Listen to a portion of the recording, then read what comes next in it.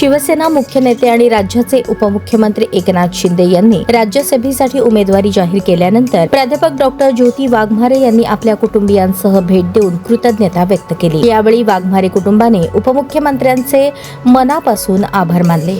संविधानाची प्रत आणि खास भेट या भेटीदरम्यान वाघमारे कुटुंबाच्या वतीने एकनाथ शिंदे यांना भारतीय संविधानाची प्रत भेट देण्यात आली। तसेच सोलापूरच्या एका स्थानिक कलाकाराने विशेष प्रेमाने रेखाटलेले शिंदे यांचे सुंदर चित्रही त्यांना भेट म्हणून देण्यात आले। आपल्या भावना व्यक्त करताना प्राध्यापक डॉक्टर ज्योती वाघमारे म्हणाल्या की एका मागासवर्गीय आणि अत्यंत गरीब कुटुंबात जन्मलेल्या परंतु उच्च शिक्षण व समाजकार्यातून स्वतःची ओळख निर्माण केलेल्या आमच्यासारख्या घरातील मुलीला राज्यसभेवर संधी देणे हा आमच्या संपूर्ण कुटुंबासाठी अभिमानाचा क्षण आहे।